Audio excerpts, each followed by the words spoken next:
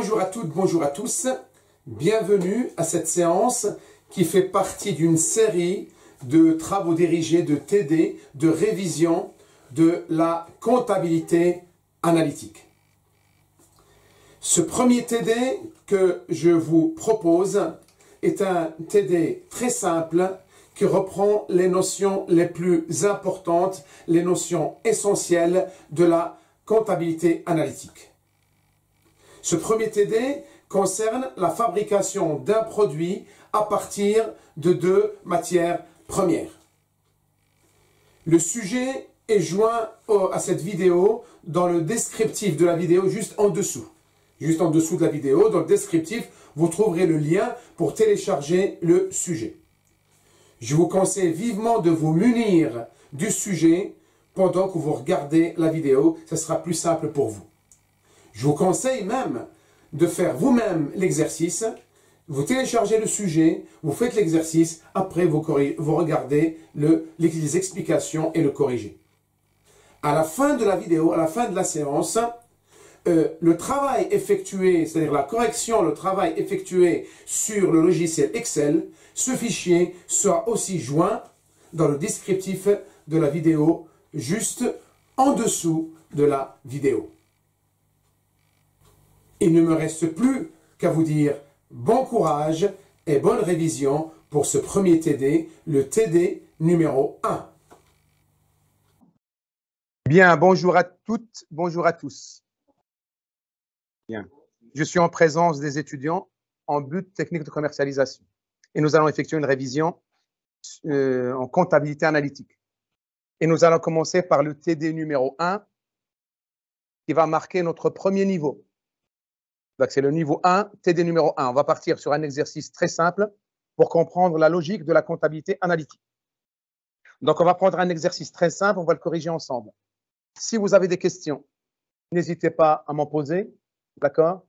Alors, ceux qui sont sur ordinateur, donc vous activez les micros quand vous avez une question, juste pour enregistrer ce que vous pouvez me répondre, si que je puisse entendre. Est-ce que vous entendez ce que je dis? En activant le micro. Oui, oui. OK, très bien. Oui. Voilà. Donc, vous désactivez, seulement vous activez quand vous avez une question. OK? Les autres, si on ne vous entend pas, je répéterai votre question. Vous avez tous nos calculs s'affichent devant vous, hein, donc, dans la salle, sur l'écran, en vidéoprojecteur. Mais pour le reste, pour notre séance, elle est enregistrée sur Excel. Donc, comme ça, vous pouvez la consulter. À la fin de notre travail, le fichier Excel que nous aurons utilisé sera à votre disposition. Comme ça, vous vérifierez les calculs, etc. Bien. Alors, on va commencer. Donc, notre TD numéro 1, je vous ai donné le sujet. Donc, c'est un sujet très simple. Pourquoi? Parce que c'est un sujet qui concerne la production d'un produit, un seul produit P, mais qui fait appel à deux matières premières différentes. Il faut une matière première qui s'appelle M et une matière première qui s'appelle N. Ces deux matières premières permettent de fabriquer un produit P. C'est bon? Bien. Alors, nous allons juste prendre connaissance de l'exercice. Et ça, c'est le conseil que je vous donne. Il faut d'abord, avant de faire n'importe quel exercice en comptabilité analytique, il faut d'abord comprendre l'exercice. Je vous demande en même temps d'utiliser vos calculatrices pour m'aider à vérifier les calculs. Si on se trompe, comme ça, on peut corriger en temps réel. Alors, reprenons maintenant l'exercice ensemble. Une entreprise industrielle fabrique un produit P à partir de deux matières premières, M et N. Chaque produit P fabriqué consomme 1 kg de matière première M et 500 g de matière première N. Facile à comprendre. Un produit P, il faut 1 kg de M et 0,5 kg de N. 0,5 kg, c'est 500 g. C'est bon? La répartition primaire des charges indirectes pour le mois de janvier ainsi que les clés de répartition secondaires sont les suivantes. Là, on vous donne un tableau de répartition des charges indirectes. C'est toujours donné comme ça dans les exercices. On vous donne un tableau, il va falloir le compléter. C'est la première chose que nous aurons à faire. Après ce tableau, on vous donne d'autres informations liées au mois de janvier. On vous donne les stocks au 1er janvier, l'année N. 1er janvier, ça s'appelle quoi comme stock, ça? 1er janvier, c'est quel stock? Quel type de stock? Stock, non mais stock, c'est quoi? C'est un stock quoi? C'est un stock initial. Donc, 1er janvier, c'est un stock initial. On vous donne les stocks initiaux. Ça, ça c'est un élément très important. On vous dit on a des stocks initiaux, 1er janvier année N. Matière première M, nous avons en stock initial 2800 kg à 35 € le kilo. La matière première N, nous avons un stock initial de 1400 kg à 25 € le kilo. D'accord? Et nous avons un stock initial du produit P, c'est-à-dire un produit fabriqué, un produit fabriqué. On a 650 produits à 200 € le produit. Ça, c'est le stock initial. Les stocks initiaux qu'on vous donne, ça, c'est l'exercice. On vous donne aussi les achats du mois. D'accord? Les achats du mois. Et les achats du mois, on vous dit, nous avons acheté 4000 kg de matière première M à 20 € le kilo. Et on a acheté 1800 kg de matière première N à 15 € le kilo. C'est bon jusque-là? On vous donne comme information aussi, on vous dit que l'entreprise a fabriqué 6000 produits. C'est très important aussi. 6000 produits sont fabriqués. D'accord? Cette production a exigé 8000 heures de main-d'œuvre directe, à 24 heures l'heure. Donc, pour produire, il faut 8000 heures. Hein? À combien? 24 € l'heure. On vous donne aussi une autre information. On vous dit que les produits P sont vendus à 300 € hors taxe l'unité. Ça, c'est pour calculer le chiffre d'affaires. Pendant la même période, l'entreprise a vendu 5000 produits finis. Donc, l'entreprise a fabriqué 6000 produits, mais elle a vendu que 5000 produits. C'est très important ça aussi, quand on va faire les calculs. Et enfin, on vous donne la commission sur vente qui s'élève à 5 € par produit vendu. Donc ça concerne la troisième étape, la distribution, la commercialisation. Donc voilà les informations qu'on vous donne, c'est des informations simples et à partir de là, on vous demande de compléter le tableau de répartition des charges indirectes. On vous demande de calculer le coût de revient d'un produit P et de calculer le résultat analytique. Est-ce qu'on réalise un bénéfice ou des pertes? C'est bon? Bien. Et bien, nous allons passer tout de suite à notre exercice. Donc, je vais prendre une feuille, voilà. Une nouvelle feuille, nouveau. Voilà. Donc, je vais agrandir pour que vous puissiez voir. Voilà. Et là, je vais juste recopier. On va commencer. La première chose, c'est on va compléter. L'exercice nous dit on va compléter le tableau de répartition des charges indirectes. Alors, tableau de répartition des charges indirectes. J'ai mis les sigles. TRCI, tableau de répartition des charges indirectes. C'est bon? Alors, je vais juste recopier déjà le sujet. Hein? Et je vais juste raccourcir la largeur de la cellule, comme ça j'ai plus de place.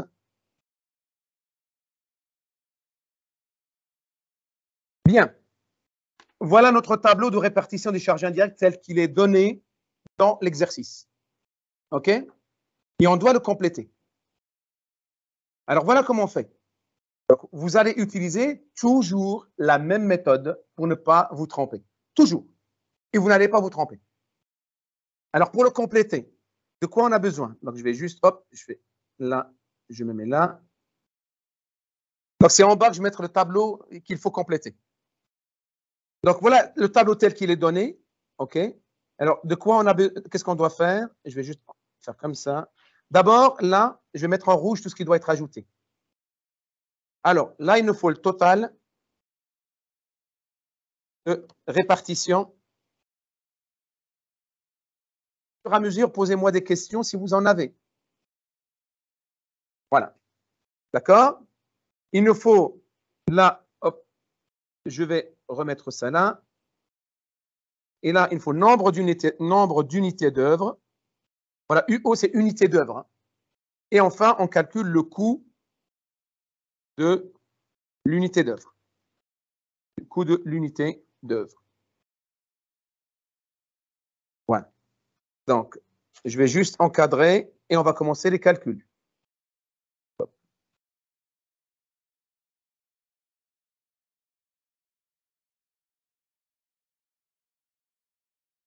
Voilà. Donc, nous avons besoin de calculer le total des répartitions secondaires là. D'accord? Et nous avons de compléter le nombre d'unités d'œuvre et le coût de l'unité d'œuvre. Tout ce qui est en rouge, c'est ce qui doit être calculé, ajouté à l'exercice. Bien. Alors, la première chose que vous voyez, regardez, on a centre primaire et centre auxiliaire. Dans tous les exercices, en général, quand on vous les donne, vous avez centre primaire, centre auxiliaire. Ou on dit des fois primaire, secondaire. Ça veut dire quoi? Les centres primaires ou les services primaires, ça dépend comment on les nomme. Il faut savoir que centres primaires, ce sont les centres principaux qui font que l'entreprise existe. C'est ce qui permet de produire. D'accord? Pour produire, cette entreprise a besoin d'approvisionnement, c'est-à-dire achat de matières premières. Elle a besoin de transformer la matière première pour produire, production. Elle a besoin de vendre. C'est ça, distribution, commercialisation. Ces trois services, c'est ce qui fait que l'activité existe. C'est indispensable. C'est pour ça qu'on les appelle primaires. Mais pour que ça réussisse, ces trois centres ont besoin de soutien et d'aide de deux autres services. C'est ce qu'on appelle les centres auxiliaires. Vous avez compris ça? Donc, les centres auxiliaires viennent en soutien, en aide, pour que les centres primaires fonctionnent bien. Ça, c'est centre primaire, centre auxiliaire. Première chose. Deuxième chose, il faut savoir que, vous voyez quand c'est marqué ADM, c'est administration. Hein, donc je peux même mettre administration. Si vous voulez, voilà, je l'écris carrément, administration. Parce que j'ai mis en abrégé, voilà, administration et services financiers. Et services financiers. Service administration et services financiers, c'est ça. Donc là, administration, voilà, et services financiers. Voilà, bien. Alors, regardez maintenant, on vous dit que le service administratif, répartition primaire, je mets même total là, je peux même ajouter total à la limite là. Total, répartition primaire qu'on appelle comme ça, TRP, comme ça vous avez tous les sigles que vous pouvez rencontrer dans les exercices. Hein? Total, répartition secondaire, on l'appelle aussi TRS, voilà.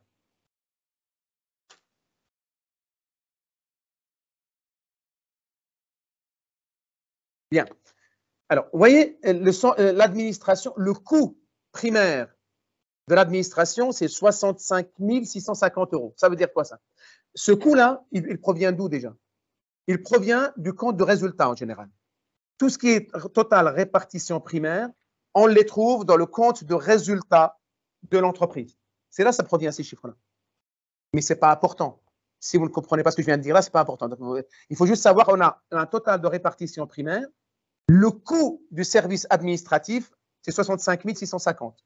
Et le coût du service financier, c'est 80 000. Je m'intéresse à l'administration. Il coûte à l'entreprise 65 650 €. Mais il ne coûte pas que ça. Il coûte 65 650 plus 5% qui proviennent du service financier que le service administratif doit supporter. Vous me suivez? Bien. Si vous ne comprenez pas, arrêtez-moi et je leur explique. Le service financier, il coûte à l'entreprise 80 000 € plus 10% de coûts qu'il doit supporter et qui proviennent de l'administration.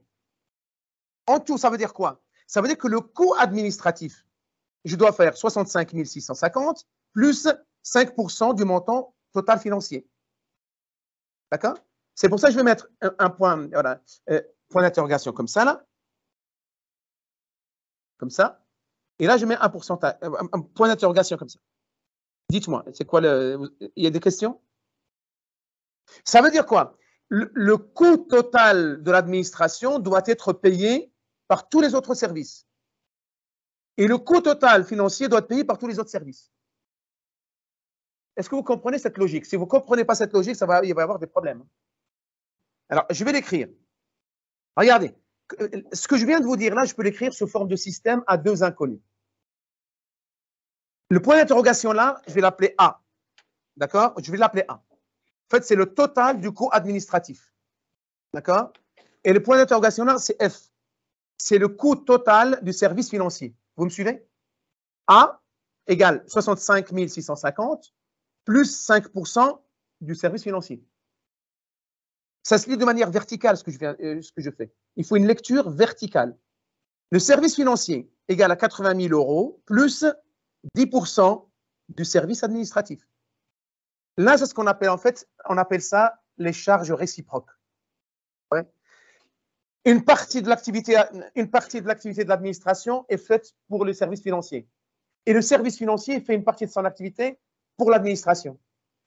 C'est comme si je disais là, l'administration, le ou la secrétaire travaille pour le service financier et le service financier travaille aussi un peu pour le service administratif. C'est ça. Et ça s'écrit sous forme d'un système à deux équations. D'accord? À deux équations. Regardez comment je l'écris. Je vais écrire là, vous voyez, hop, voilà, je me mets là, regarde. Donc, je dis administration, je vais l'appeler A.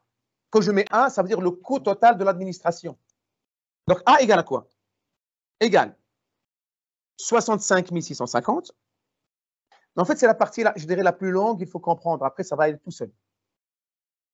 Égale 65 650, d'accord, plus 5%. Je vais enlever le pourcentage. Ça devient quoi? Non, 5%, je la veux en valeur relative. 0,05. C'est la même chose que 5%. F. Par F. Vous comprenez cette équation?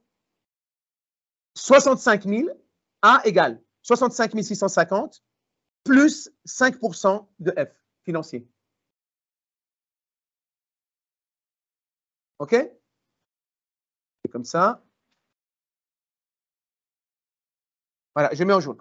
Et la deuxième équation, donc c'est service financier, donc F égale 80 000, égale plutôt là, voilà, égale 80 000 plus quoi?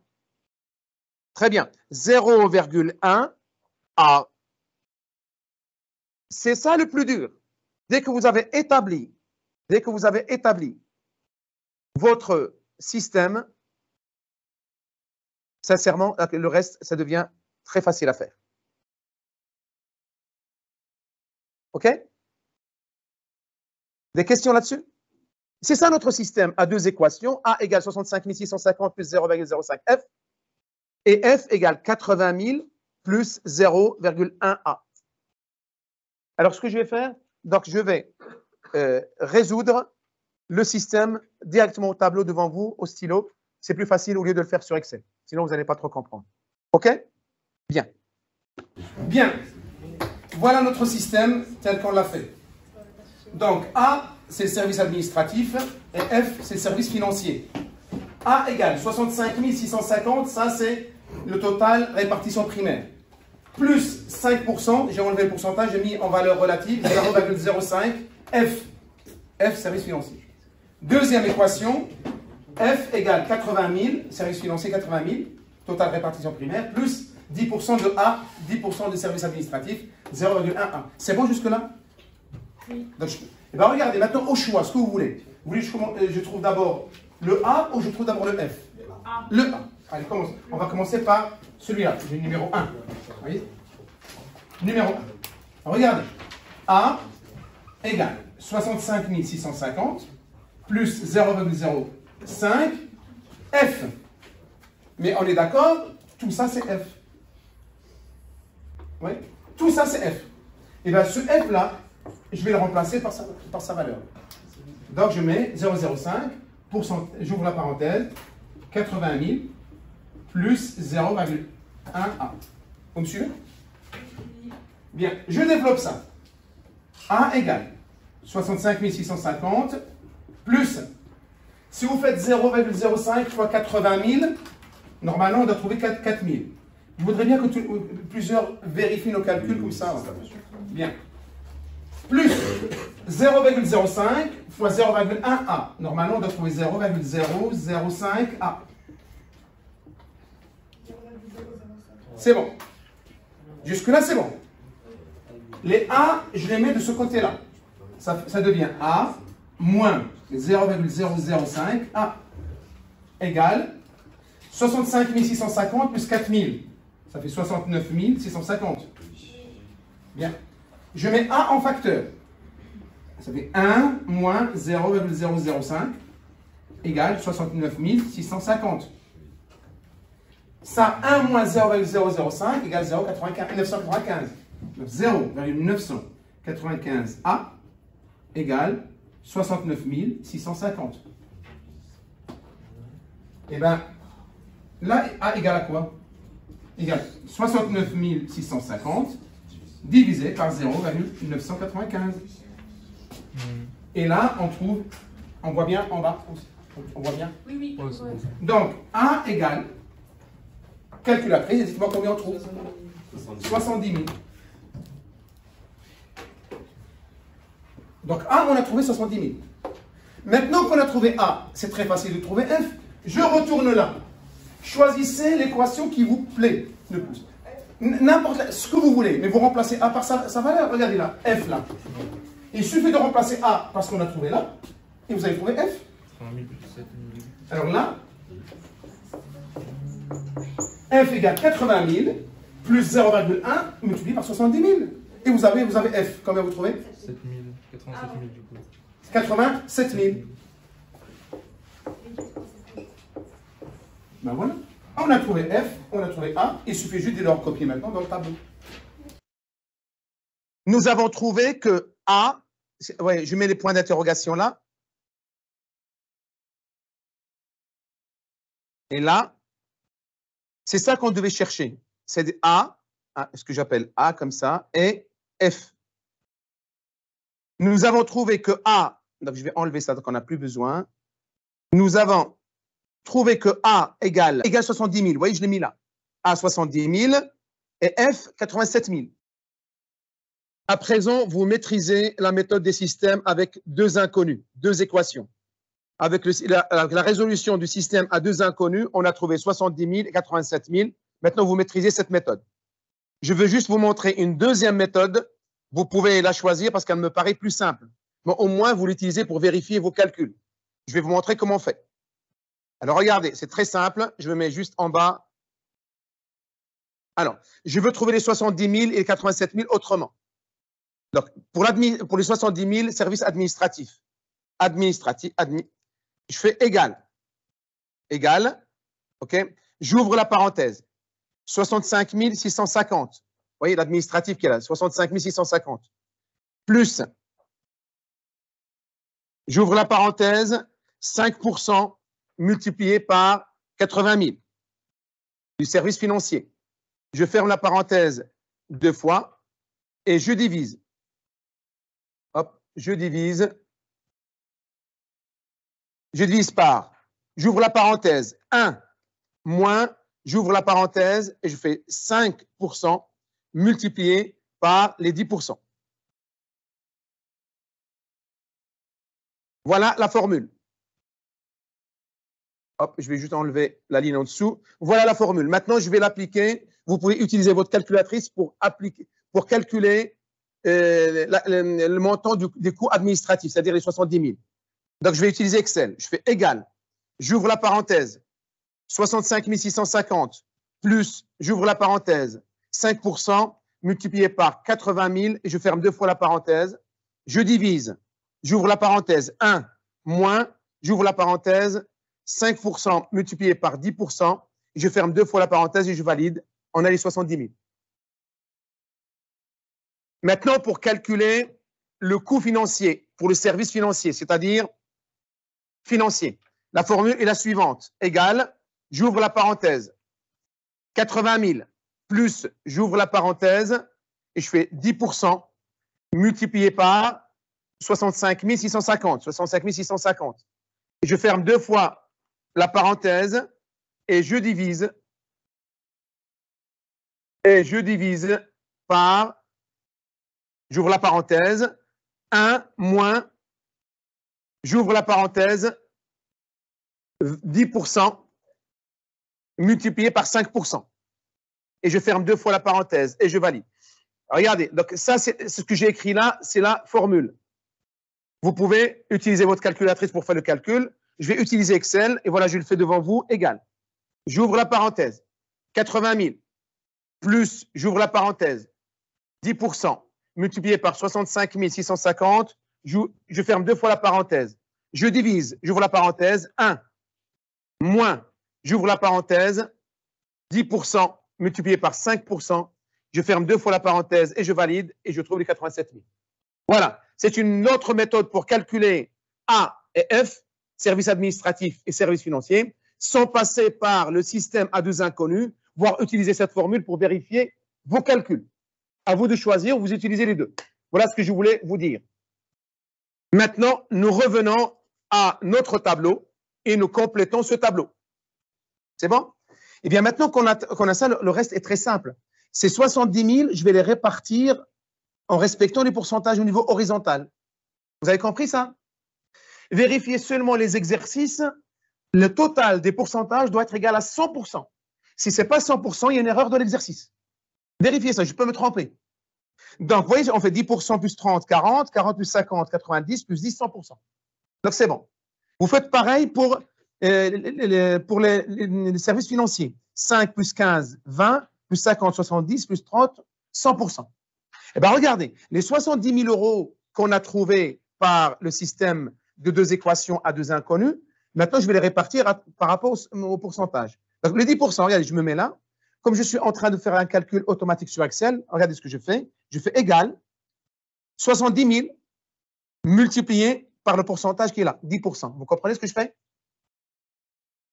Laissez vos micros activés, peut-être. Mais voilà.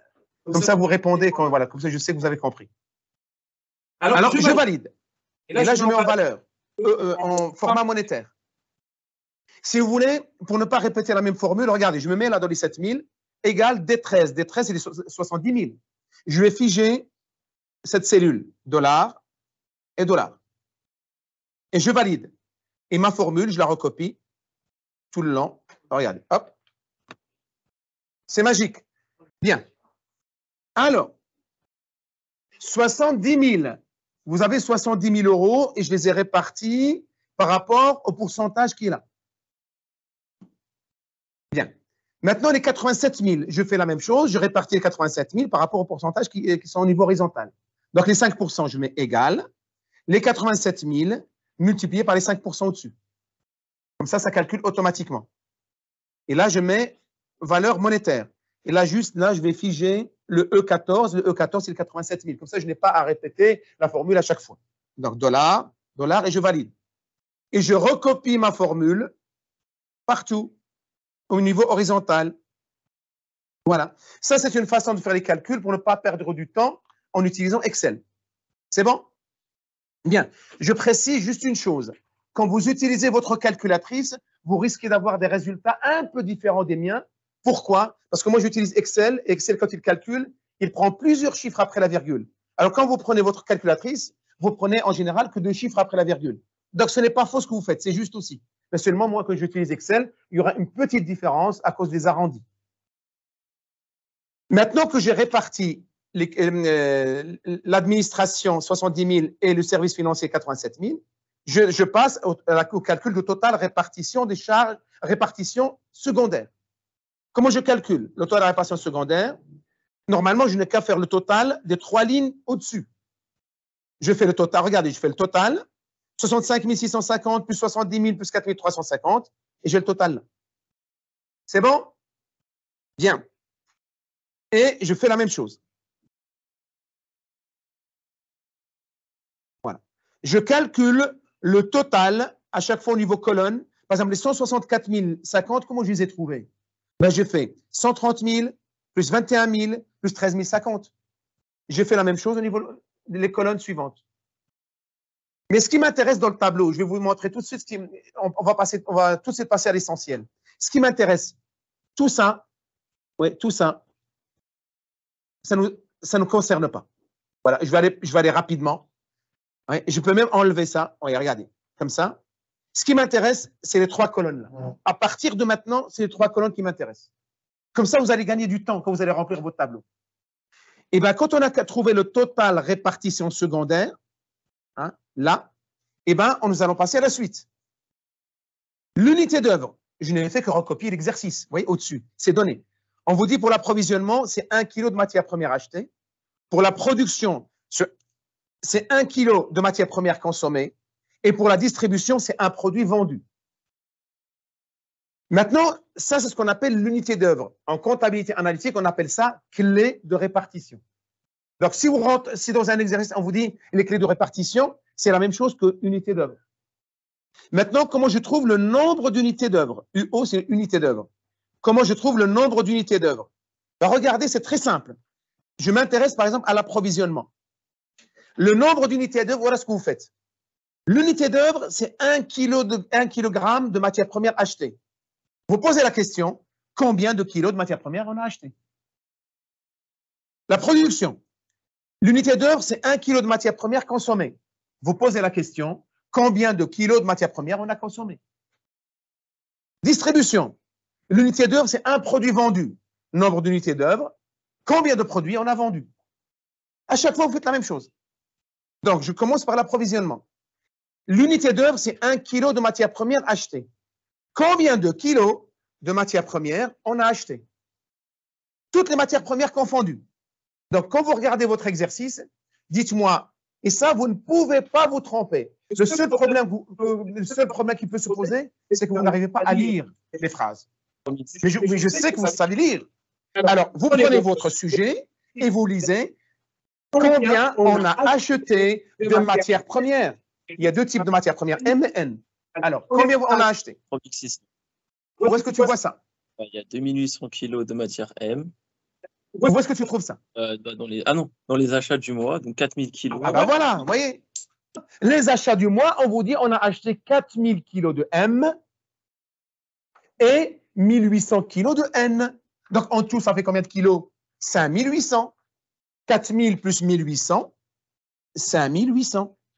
Est-ce que c'est compliqué ça? Il suffit de lire son exercice. Mais comme vous zappez, mais voilà, vous ne trouvez pas. Bien. Maintenant, pour la production, on vous dit que l'unité d'œuvre, c'est 1 kilo de matière première consommée. Alors la question, combien de kilos de matière première on a consommé pour fabriquer nos produits? Lisez l'exercice. Tout est donné. Combien on a fabriqué? D'après l'exercice. On a produit combien de produits? 6000. D'accord. Pour fabriquer les 6000, on a besoin de la matière première M et la matière première N. Combien on a consommé de matière première M? 6000. Comment on le sait? Puisque dans l'exercice, dès l'introduction, on vous dit un produit P exige 1 kg de matière première M. Comme on a fabriqué 6000 produits, donc il nous faut 6000 kilos. Il faut savoir lire le sujet. Donc, on a d'abord 6000 produits M, mais il nous faut aussi la matière première N. Pour fabriquer un produit, il nous faut combien de matière première N, la deuxième? Il nous faut 500 grammes, c'est-à-dire 0,5 kilos. Comme on a fabriqué 6000 kilos, 6000 produits, combien on a consommé de matière première N? La moitié, 3000. Donc, 6000 plus 3000 égale 9000. Et vous mettez 9000. D'accord? OK? Je vous donne un astuce si vous voulez que le kilogramme apparaît. Regardez, là, vous mettez là 5800. Vous cliquez à droite. Comme ça, je vous apprends comme ça si vous utilisez Excel. On va sur format de cellule. D'accord? Nombre, personnalisé. On va dans le 0 qui apparaît là. Et juste après le 0, je fais guillemets, espace, kilogramme, guillemets, et je valide. Regardez, il y a 5800 kilos qui apparaissent. Eh bien, je peux reproduire ce que je viens de faire là, et on a les 9000 kilos qui apparaissent. Mais ce n'est pas ce qui nous intéresse. Pour le moment, c'est le chiffre qui m'intéresse. Pour le reste, ça, vous pouvez toujours apprendre beaucoup de choses sur Excel. Maintenant, un produit vendu. Nombre d'unités, un produit vendu. Combien de produits on a vendu d'après l'exercice? 5000. D'accord? 5000 produits. OK? Pareil, là, vous mettez là, oui, et vous mettez comme ça, format cellule, personnalisé, 0, et vous mettez là, guillemets, espace, produit. Et vous fermez les guillemets, OK. Et vous l'avez, 5000 produits qui apparaissent. Bien. Alors maintenant, le coût de l'unité d'œuvre, comment on le calcule? Eh bien, la formule est la suivante. C'est total de répartition secondaire divisé par le nombre d'unités d'œuvre. Pour l'approvisionnement, 164 050 divisé par 5800. Donc, je fais égal 164 050 divisé par 5800. Et je valide. Et j'ai le coût de l'unité d'œuvre. C'est bon, ça? Bien. Je fais la même chose pour la production et la distribution. C'est la même formule. Total répartition secondaire divisé par le nombre d'unités d'œuvre. Et je recopie ma formule, comme ça va plus vite. Et voilà, j'ai calculé le coût de l'unité d'œuvre pour l'approvisionnement, pour la production et pour la distribution. Comment on explique le coût de l'unité d'œuvre? Par exemple, pour le coût d'approvisionnement, vous voyez le 28,28 €, ça veut dire quoi? Ça veut dire que ça, c'est les charges indirectes qui s'ajoutent aux charges directes. Hein. C'est ça, c'est les charges indirectes. Ça veut dire quoi? Pour l'approvisionnement, pour 1 kg de matière première achetée, il faut ajouter 28 € de charges indirectes. Chaque kilo de matière première achetée génère des charges indirectes de 28,28 €. C'est bon? Pour la production, chaque kilo de matière première consommée génère des charges indirectes, c'est-à-dire des charges supplémentaires, de 32,06 €. Et là, pour la distribution, chaque produit vendu génère des charges indirectes de 38,62 €, qui s'ajoutent aux charges directes, bien entendu. C'est bon? Maintenant, nous avons fait notre tableau de répartition des charges indirectes. Pour moi, c'est ce qui est le plus dur. Vous pouvez vous casser la tête, ou ne pas vous tromper, et le reste, ça va être très simple. C'est bon? Donc ça, c'est la première étape. Maintenant, nous allons passer au coût d'approvisionnement. Après le tableau de répartition des charges indirectes, nous passons au coût d'approvisionnement. Donc, je crée une nouvelle feuille, une nouvelle page. J'agrandis, voilà, pour que vous puissiez voir tout ce que je fais. Et là, je vais appeler ça coût approvisionnement des matières premières. De toute façon, quand je dis approvisionnement, ça concerne la matière première. Alors, on a 2 matières premières. Donc, je dois calculer le coût d'approvisionnement pour chaque matière première. Si on avait 10 matières premières, ben, heureusement, malheureusement, il faut calculer le coût d'approvisionnement de chaque matière première. La chance que nous avons que 2 matières premières. Donc, matière première M, matière, je l'écris. Matière première, alors, hop, je vais juste enlever là parce que ça hop. Voilà, hop. Matière première M.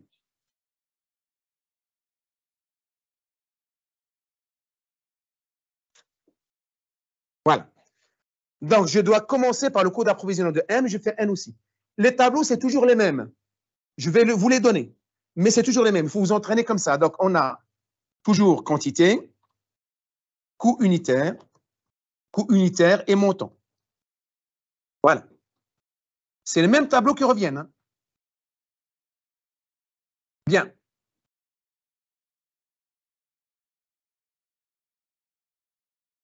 Hop, je vais juste encadrer rapidement. Voilà. Donc, pour calculer le coût d'approvisionnement de la matière première M, d'abord, il nous faut les achats de M, de matière première M.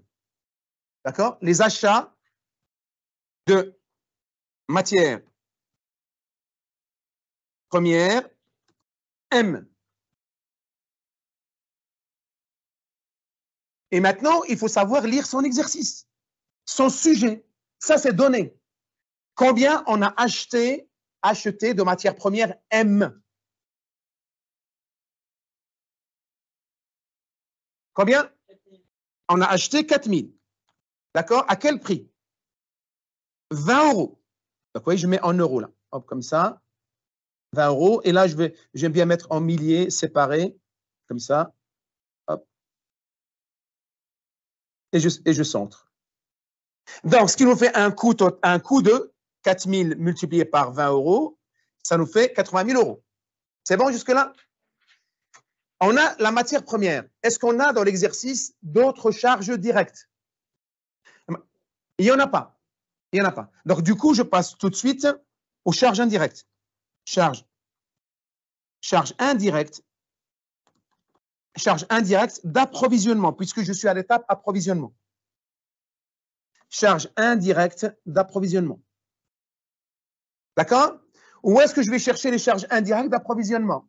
je vais les chercher dans le tableau de répartition des charges indirectes. Eh bien, je vais là, d'accord? Regardez, et on nous dit, je vais juste mettre en milliers là, hop, juste pour question de présentation, hop, voilà. Vous voyez, là, l'approvisionnement, on a le coût de l'unité d'œuvre, 28,28. Donc, je me mets déjà coût d'approvisionnement. Vous voyez le coût unitaire qui est là. Le coût unitaire devant les charges indirectes d'approvisionnement, je fais égal et je vais chercher le coût de l'unité d'œuvre, 28,28. Je valide, d'accord? J'ai le coût de l'unité d'œuvre, le coût de l'unité d'œuvre. Quant à la quantité, qu'est-ce que je mets? La quantité, ça correspond au nombre d'unités d'œuvre dans le tableau de répartition de charges indirectes. Je retourne au tableau de répartition de charges indirectes. Nombre d'unités d'œuvre, c'est 5800, qui correspondent à quoi? Nombre de kilos de matières premières achetées. C'est bon? Nombre de kilos de matières premières achetées. Donc, dans le coût d'approvisionnement, là, dans la quantité, je dois avoir le nombre de kilos de matières premières achetées. Mais quelle matière première? M. Combien j'ai acheté de matières? Combien? Acheté. 4000.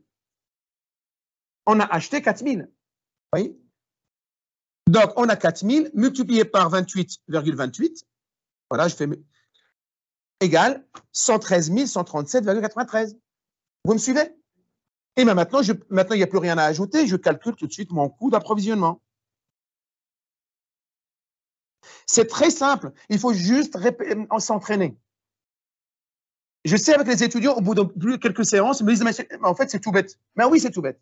Mais au début, vous pensez que c'est compliqué. Refaites l'exercice plusieurs fois, vous allez acquérir une logique et après, aucun exercice. Vous pouvez faire tous les exercices. Alors, coût d'approvisionnement de la matière première M égale. Donc, on est en train de calculer le coût d'approvisionnement des matières premières achetées. On sait qu'on a acheté 4000 kilos. Vous voyez? On a acheté 4000 kilos. Ces 4000 kilos nous ont coûté maintenant 80 000 plus 113 137. Vous voyez?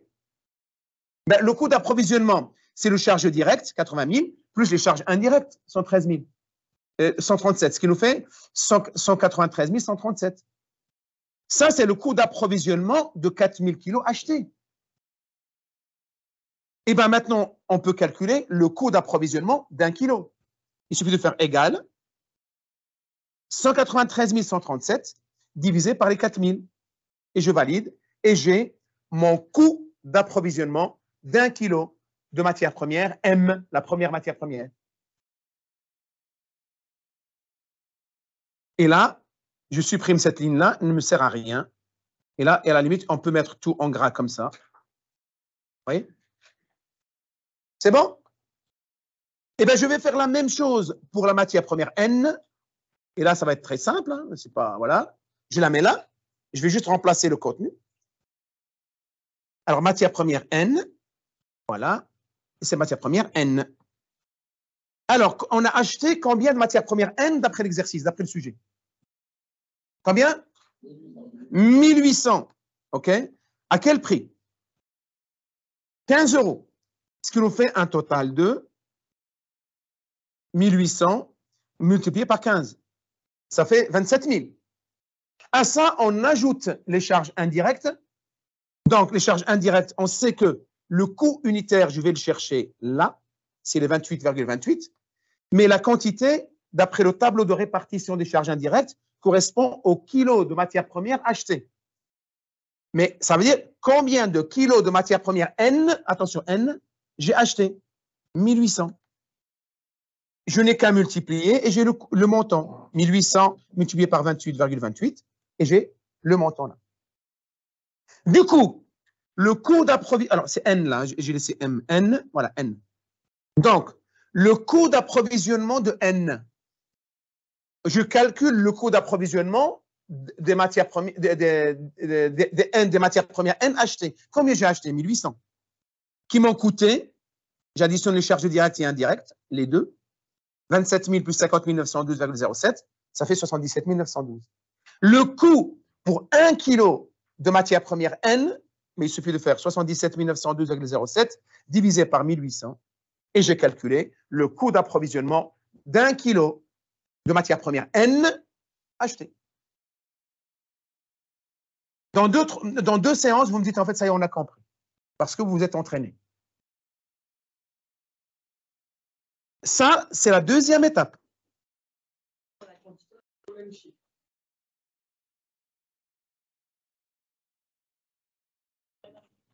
Comment? Non, ça dépend des exercices. Alors, la question, c'était, est-ce que dans la quantité, on a toujours les mêmes chiffres? Non, ça dépend des exercices. Dans cet exercice, on a la chance que c'est la même chose. Mais dans d'autres exercices, ce sera différent. À vous de comprendre la logique de l'exercice. Très bien, je continue.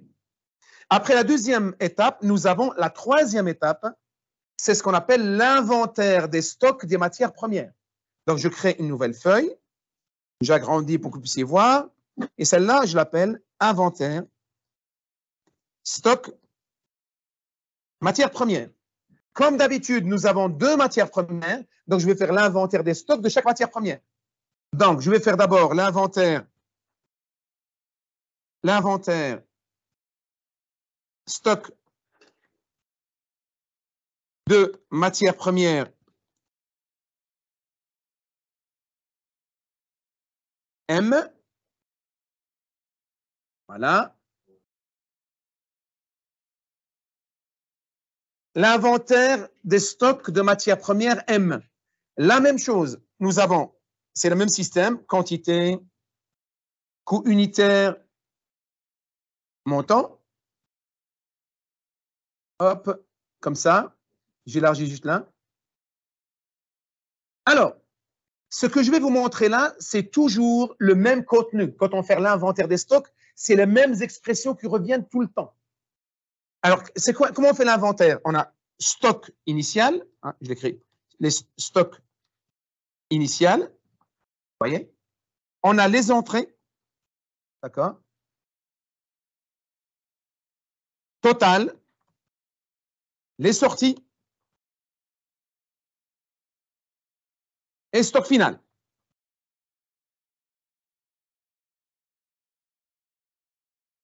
Vous voyez? Donc, je vais centrer tout ça là.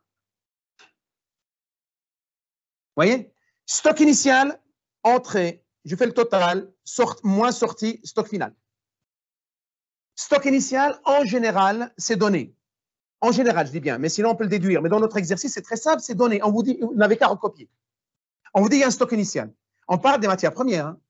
Quand on parle des entrées de matières premières, il s'agit quoi quand on dit entrée matières premières? Mais c'est les achats. Le coût d'achat plutôt, le coût d'achat. C'est-à-dire, on va prendre la dernière étape, juste précédente. Donc, stock initial plus les entrées, on arrivera à un total. Moins les sorties. Quand je parle de sortie de matières premières, ça veut dire quoi, sortie de matières premières? Ça veut dire les matières premières utilisées, consommées. C'est ça. La sortie de matières premières, c'est les matières premières qui sont sorties des stocks pour être utilisées pour produire, donc consommer. Quand on enlève les sorties, il reste le stock final. Bien. Alors, je vais juste encadrer. Comme ça. Voilà. Et vous allez m'aider. Stock initial dans le sujet, dans l'exercice, c'est donné. Dites-moi quel est le stock initial dans l'exercice. On a 2008. Dans l'exercice, on nous dit qu'il y a 2800 kilos dans les stocks au 1er janvier. À quel coût? 35 €. OK? Donc, vous avez compris que là, c'est du recopiage ce que je fais. 2800, donc je vais mettre en milliers et je sépare le millier, comme ça. Voilà. Bien. Donc, le montant, je fais quantité multipliée par le coût unitaire. Voilà. C'est bon jusque-là. Maintenant, les entrées. Regardez ce que je fais. C'est exactement ce que je vais faire là. On le fait tout le temps. Tous les exercices, on va faire ce que je vais vous montrer maintenant. Les entrées, vous allez recopier la dernière ligne du coût d'approvisionnement. Comme vous voyez qu'on est avec la matière première M, eh bien, je vais prendre le coût d'approvisionnement de la matière première M. Je vais dans le coût d'approvisionnement, juste l'étape précédente. La dernière ligne, vous voyez, le coût d'approvisionnement matière première M, ben, c'est les 4000, 48, 28 et 193, 137. On va les faire apparaître là, dans Entrée. Et ben, je fais égal et je vais chercher ça là. Là, 4000, je valide. Voilà, je vais recopier la ligne entière. Comme on ne recopie pas le format, donc je le remets en format monétaire. Et là, je vais juste centrer. Voilà. Vous avez vu? J'ai cherché les entrées. Et bien, regardez, on a un stock initial de 2800. On le complète par des achats, des entrées de 4000. Combien maintenant on a de kilos de matière première M? 6800. Il suffit de faire, il faut additionner les deux. 2800 plus 4000, on a 6800. Vous me suivez? Eh bien, ces 6800 kilos de matière première nous coûtent, j'additionne les deux montants, 291 137,93 €. Du coup, le coût pour 1 kilo de matière première, donc je me mets au centre là, et bien je fais égal le montant 291 137,93 divisé par les 6800 kilos que nous avons, et nous avons 42,81. Ça s'appelle en comptabilité analytique, ça s'appelle les 42,81, ça s'appelle coût unitaire moyen pondéré. Hein? Coût unitaire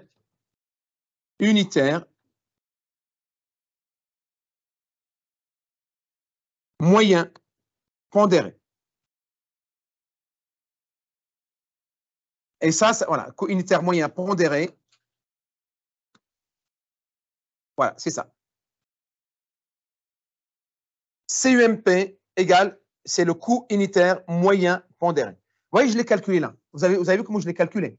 Et bien, quand vous avez calculé ce CUMP, ce coût unitaire moyen pondéré, regardez ce que vous faites. Là, c'est juste de l'apprentissage. Vous recopiez ce coût en bas. Vous faites égal. Regardez ce que je fais. Je le recopie en bas là et je le recopie là aussi. D'accord? Bien. Alors, nous avons un total de 6800. Sorti maintenant. Combien on a utilisé de kilos de matière première M pour fabriquer nos 6000 produits? Parce que l'exercice nous dit que l'entreprise fabrique 6000 produits. Combien on a utilisé de kilos de M? Un produit demande 1 kg de M. On a fabriqué 6000 produits. Combien de kilos? 6000. 6000. M. 6000 fois 42,81 égale 6000 multiplié par 42,81. Et là, combien il me reste?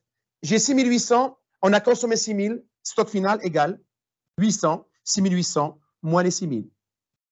Il reste 800 stock final. Je n'ai qu'à le multiplier par 42,81. Et nous avons rempli notre tableau d'inventaire des stocks de notre première matière première, la matière première M. Et dans ce tableau-là, il y a une ligne qui nous intéressera pour l'étape suivante, c'est les sorties là. Vous voyez là? Les sorties que je vais les mettre d'une autre couleur, vous vous rappellerez. Pourquoi je dis que ça nous intéresse? On a dit sorties, ça veut dire ce qui est consommé pour produire. Et bien la prochaine étape, quand je vais faire coût de production, c'est cette ligne-là que je vais utiliser. Parce qu'on a utilisé 6000 kilos pour produire. C'est bon? Voilà. Et bien, je vais faire la même chose pour la matière première N. Je me mets là. La matière première N. Regardez, ça va aller assez vite maintenant parce que vous avez compris le système. Stock initial dans l'exercice, il s'élève à combien le stock initial? 1400. Très bien. À quel coût? 25 €. Ce qui nous fait un total de 1400 fois 25. Oui. 35 000. Les entrées. Quand on est dans les entrées, il faut recopier la dernière ligne du coût d'approvisionnement. OK? La dernière ligne du coût d'approvisionnement de la matière première N. Donc, je fais égal. Et je vais dans le coût d'approvisionnement. Je prends la dernière ligne de la matière première N, coût d'approvisionnement. Je valide. D'accord? Et je vais recopier. Et je mets juste format monétaire. C'est bon? Alors, du coup, stock initial 1400 plus les entrées 1800. Maintenant, nous avons 3200 kilos de matière première N qui nous a coûté 135 000 plus 77 912,17. Ça fait 112 912,07. Soit un coût unitaire moyen pondéré égale 112 912,07 divisé par 3200. Ça fait 35,29. Ça, c'est la moyenne, ce qu'on appelle le CUMP. OK? Rappelez-vous, j'ai dit, on l'a recopié en bas. Voilà, on recopie en bas. Oui. Et maintenant, sortie. Matière première N. 3000, parce que pour chaque produit, il nous faut 500 grammes, c'est-à-dire 0,5 kg. Donc, comme on a fabriqué 6000, fois 0,5 égale 3000. Donc, 3000 fois 35, 29, ça fait 105 855,06. C'est bon? Et le stock final, il nous reste 200. 3200 moins les 3000, 200. Les 200 multipliés par 35,29 et nous avons le montant 7057. C'est bon? Bien. Nous avons fait l'inventaire des stocks de matières premières M et N. Les étapes qui nous restent, c'est très simple parce qu'on a un seul produit. Donc, ça va aller tout seul. Donc, ça, c'est la troisième étape. C'est bon, la troisième étape. Nous passons maintenant à la quatrième étape que je vais appeler, qu'on va appeler coût de production. Coût.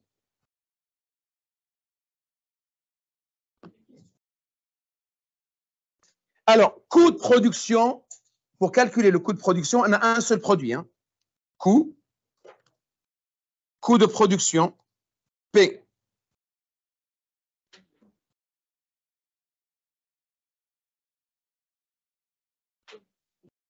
C'est bon? Le tableau est même format. Quantité, coût unitaire, montant. Ça, hop. Et j'élargis un petit peu là. Alors, le coût de production. J'ai besoin de quoi pour produire? J'ai besoin de les deux matières premières. Donc, coût, j'ai besoin de coût d'approvisionnement de matières premières M, d'accord? J'ai besoin du coût d'approvisionnement de la matière première N. Ça, ce sont des charges directes. Est-ce qu'il y a d'autres charges directes dans l'exercice? Est-ce qu'il y a de la main-d'œuvre, par exemple? Donc, il y a de la main-d'œuvre, et on l'écrit comme ça. On vous dit, pour fabriquer, on a besoin de 8000 heures de main-d'œuvre. Comment? Oui. Alors, on a besoin de la main-d'œuvre. Là, on a mis toutes les charges directes. Et bien, quand on a tout mis, il faut ajouter à la fin les charges indirectes.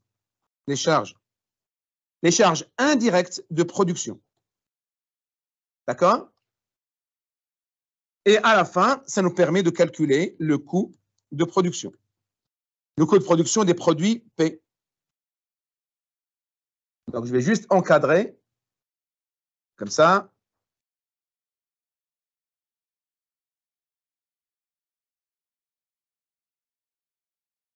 Voilà. Donc, le coût d'approvisionnement, écoutez bien, là encore, c'est la même chose.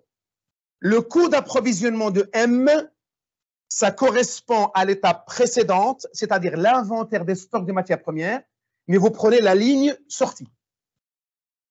Ça veut dire que pour le coût d'approvisionnement de M, je vais chercher sortie dans l'inventaire des stocks de matières premières M, c'est-à-dire ce que j'ai mis en vert là. Voilà, la ligne sortie. Je valide. Vous voyez? Donc, toute la ligne, je la recopie là. Mais comme elle ne prend pas le format monétaire, donc je vais transformer comme ça. Voilà. C'est bon? Le coût d'approvisionnement de N, je prends la ligne sortie de l'inventaire des stocks des matières premières N. Donc, je fais égal et je vais la chercher là, juste l'étape précédente. Sortie là, 3000. Hop. Toute la ligne de l'inventaire des stocks de N, je recopie. Voilà, je mets en monétaire, comme ça. Voilà. OK? La main-d'œuvre, on nous dit dans l'exercice 8000 heures utilisées, à quel coût? 24 € l'heure. Je mets en monétaire, ce qui nous fait un coût total, 8000 multiplié par 24 €, ça fait 192 000 €. C'est bon? Maintenant, les charges indirectes de production. Déjà, le coût unitaire, je peux le chercher. Le coût unitaire égale, comme je suis dans la partie production, donc je vais dans le tableau de répartition de charge indirecte, la colonne production, et je vais recopier le coût de l'unité d'œuvre, les 32,06 là. Je mets là, OK? La quantité correspond à quoi? Je vais dans le tableau de répartition de charge indirecte, l'unité d'œuvre, il va me dire quelle quantité je dois mettre. Regardez, je vais dans le tableau de répartition de charge indirecte, et là, on nous dit c'est le nombre de matières premières consommées. Donc, 9000. Comment on a trouvé les 9000?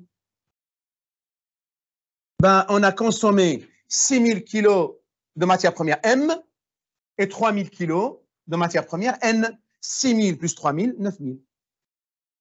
Je multiplie et j'ai les charges, le montant des charges indirectes. J'ai presque tout fait dans mon coût de production. Donc, là, je suis en train de calculer quoi? Je suis en train de calculer le coût de production, de combien de produits fabriqués, de combien de produits produits. J'ai fabriqué combien de produits? D'après l'exercice? 6000. Donc, je suis en train de calculer le coût de production de 6000 produits. Et le coût de production de 6000 produits, je n'ai qu'à additionner la colonne montant. Et je sais que le coût de production, c'est 843 241,47. Les 6000 produits fabriqués me coûtent, en coût de production, 843 241,47. Ce qui veut dire maintenant, le coût de production d'un produit égale à quoi? 843 241,47 divisé par les 6000 produits que j'ai fabriqués. Et maintenant, j'ai, devant moi, j'ai mon coût de production. Est-ce que c'est compliqué? C'est question toujours de logique. C'est bon? Bien. Là, j'ai calculé mon coût de production. Je vais mettre juste comme ça. Et bien maintenant, je vais passer à l'étape suivante. Là, celle-là, c'est la 4e étape. Et bien la 5e étape, c'est l'inventaire des stocks des produits fabriqués.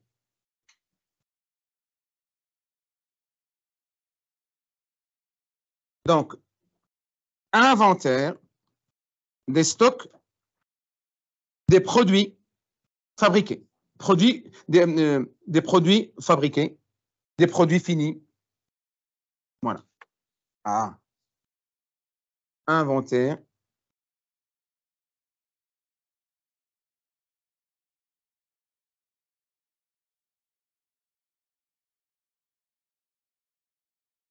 Inventaire des produits finis. Bien. Donc, là, je dois faire comme j'ai qu'un seul produit, donc j'aurai qu'un seul tableau à remplir. Hein. Inventaire des stocks. Inventaire des stocks. Produits. Produit P. Voilà.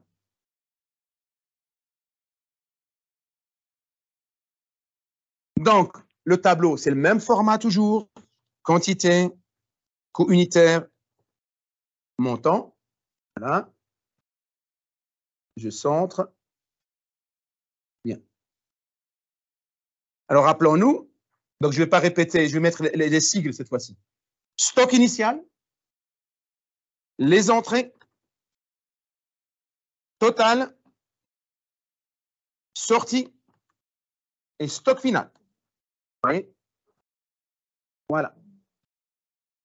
Je vais encadrer mon tableau.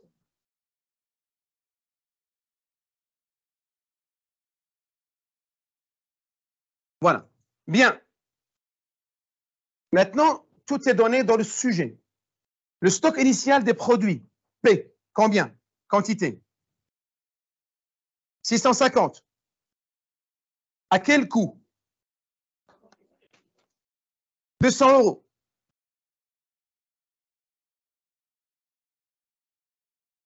Les stocks initiaux. Dans les stocks initiaux, 1er janvier, l'année N, vous avez produit P, 650 produits, à 200 € le produit. C'est bon? En fait, vous voyez, vous pouvez juste lire votre exercice. Hein. Maintenant, les entrées. Voilà. Les entrées, je prends la dernière ligne de mon coût de production, c'est-à-dire l'étape précédente. Vous me suivez? Dans les entrées, le coût, je dois prendre les entrées, c'est le coût de production. Les entrées, c'est combien j'ai produit. Donc, je fais égal et je vais chercher l'étape précédente, le coût de production. Ça revient au même. Je me mets là, je me mets là, je fais égal, je vais dans l'étape précédente, coût de production, le coût de production, la dernière ligne de mon coût de production, et je vais recopier toute cette ligne, hein, toute la dernière ligne du coût de production. D'accord? Là, je mets format monétaire. Là, j'ai oublié juste de calculer le montant avant. Hein, le montant avant, c'est simple, hein, vous mettez là égal, 650 multiplié par 200. Voilà. Vous me suivez? C'est bon? Donc, les entrées, j'ai pris la dernière ligne du coût de production, l'étape précédente. Du coup, maintenant, le total, j'avais 650 en stock initial. On a fabriqué 6000 produits. Du coup, on se retrouve avec combien de produits? 6650. OK? 6650 qui nous ont coûté en tout combien? J'additionne la colonne montant. Non, ça fait 130 000 plus 843 241,47. Ça fait 973 241,47. Le coût unitaire moyen pondéré d'un produit égale 973 241,47 divisé par 6650. Et nous avons ce qu'on appelle le CUMP. OK? Ça s'appelle le CUMP. Je n'ai qu'à le recopier en bas. Vous voyez, je refais la même chose. Égal. Vous voyez? Maintenant, sortie de produits finis. Quand on parle de sortie de produits fabriqués, ça veut dire quoi, sortie? Ce sont les ventes. Combien on a vendu de produits? D'après l'exercice, 5000. Oui, on a vendu 5000. Combien il nous reste? On avait 6650. On a vendu 5000. Combien il reste en stock final? 6650 moins 5000, 1650. Et bien maintenant, pour la colonne montant, il suffit de faire la quantité fois le coût unitaire. Je me mets là. Égale 5000 multiplié par 146,35. En bas, pareil, égale 1650 multiplié par 146,35. Et j'ai rempli mon tableau d'inventaire des stocks des produits finis, des produits fabriqués. Il n'y a pas de complication, c'est de l'entraînement. Maintenant qu'on a fait l'inventaire des stocks de produits, on n'a qu'un seul produit fabriqué, ça va être très simple, il ne reste pas grand-chose à faire, c'est rapide.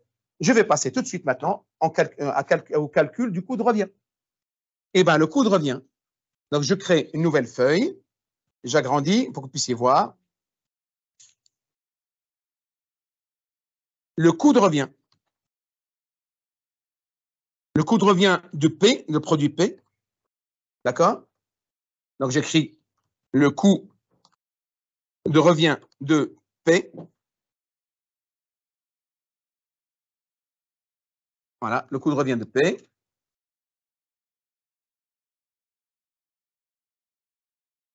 Voilà. Donc, vous voyez, le format des tableaux, c'est la même chose. Hein. Quantité, coût unitaire, montant.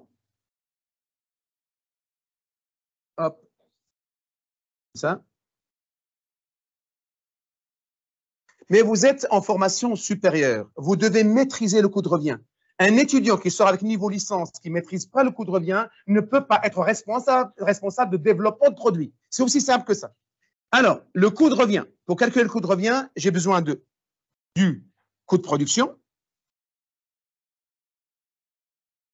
du coût de production de P. Vous me suivez? Au coût de production, le coût de revient, je vais mettre en fait tout dedans. Hein. Il faut le coût de production plus le coût de distribution. D'accord? Le coût de distribution, c'est la même chose que le coût de commercialisation. Est-ce qu'on a des charges directes liées à la distribution? D'après l'exercice, on nous dit qu'il y a des commissions qu'on donne aux vendeurs. Donc, je marque commission. Chaque produit vendu, le commercial touche combien d'euros? 5 euros par produit vendu. D'accord? Et après les commissions, il n'y a pas d'autres charges directes. Donc, du coup, j'ajoute les charges indirectes. Les charges indirectes de distribution. Les charges indirectes de distribution. Après ça, ben, je pourrais calculer mon coût de revient. Oui, coût de revient. Après, on calculera le résultat. après le coût de revient, on verra s'il y a bénéfice ou des pertes. Donc, on est à la fin, là. Donc, bien. Donc, j'encadre mon tableau. Voilà. Comme ça. Hop. Voilà. Donc, le coût de production. Là, pareil.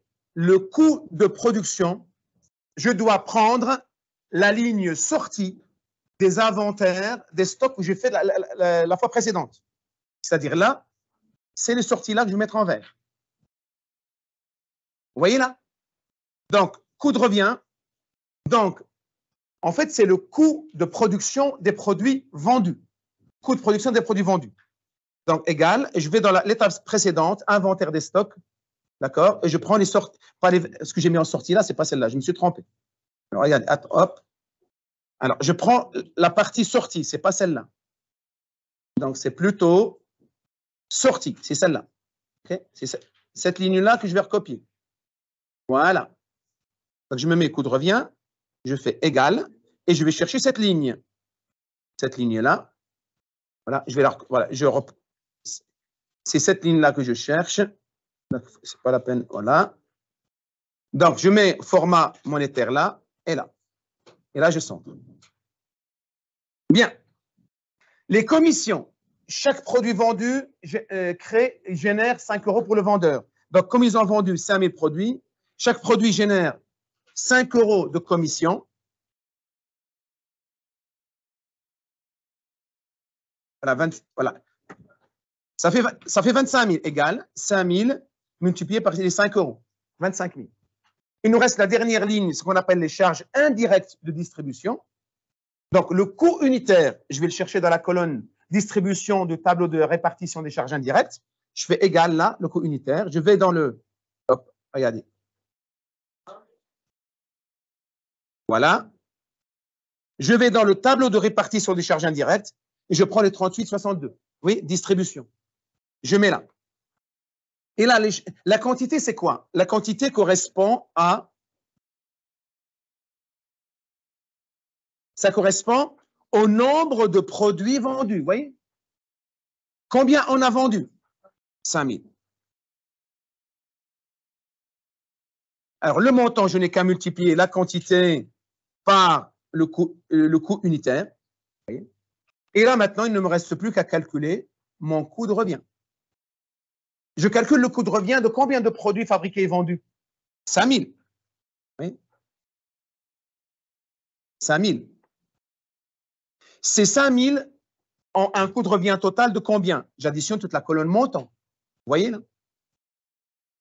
Donc, les 5 000 produits fabriqués et vendus ont un coût de revient de 949 860,51. Donc, un produit a un coût de revient de combien? Les 940, comment? On divise. Le montant total des montants divisé par les 5 000. Vous voyez? Et nous avons le coût de revient d'un produit P. Ça, c'est le coût juste avant de le vendre. C'est à partir de ce coût-là, on décide du prix de vente. Donc, comme on ne doit pas vendre à perte, on ne doit pas vendre à moins de ça. Donc, maintenant que j'ai fait mon coût de revient, la dernière étape, c'est le résultat. Donc, ça, on a dit. Donc, l'inventaire des stocks, on a dit, c'est l'étape 5. Donc, l'inventaire des stocks, c'est 5e étape. Le coût de revient, c'est l'étape 6. La dernière étape, c'est le résultat analytique qu'on va faire. Tout de suite, on va terminer. Résultat analytique.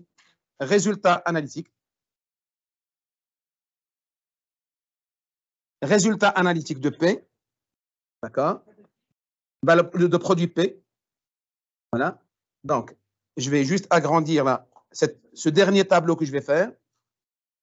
Résultat analytique de P.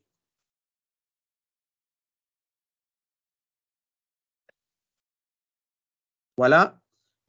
Donc, la même chose, quantité, coût unitaire, montant,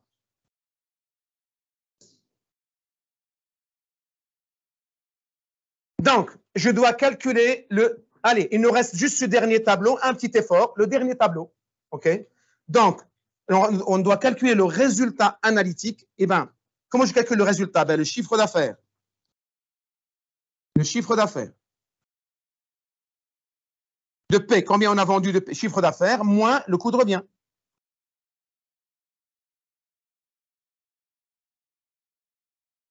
Tout simplement.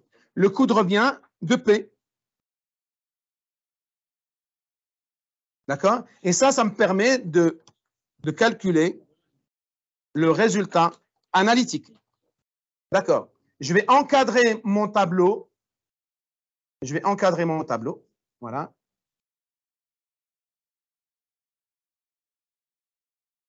On a vendu combien de produits?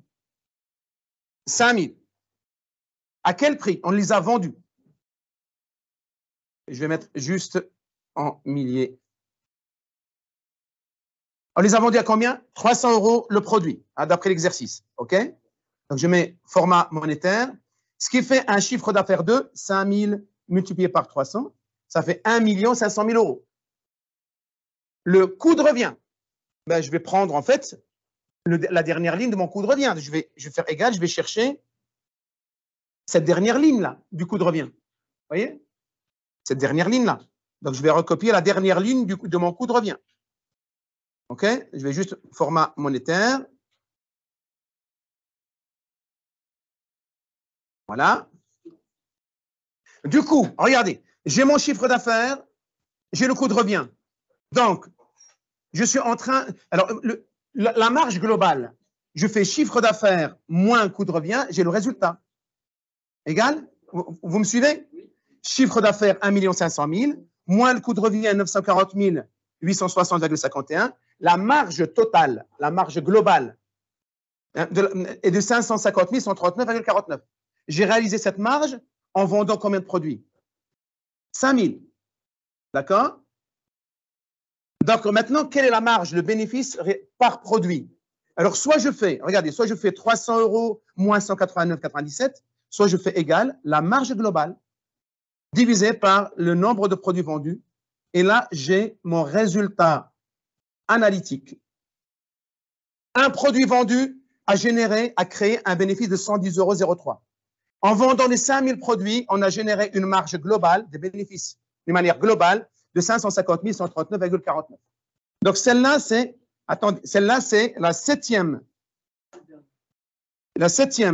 et dernière étape. Donc, vous avez vu, pour calculer, donc, comme vous voyez, pour calculer notre coût de revient, nous avons fait les 7 étapes et c'est comme ça qu'on calcule le coût de revient, qu'on détermine le résultat analytique et qu'on peut commenter le résultat pour dire est-ce que l'entreprise réalise des bénéfices de bon ou pas bon. Vous avez des questions? Vous n'avez pas de questions? Et bien, je vous dis bon courage et à très bientôt.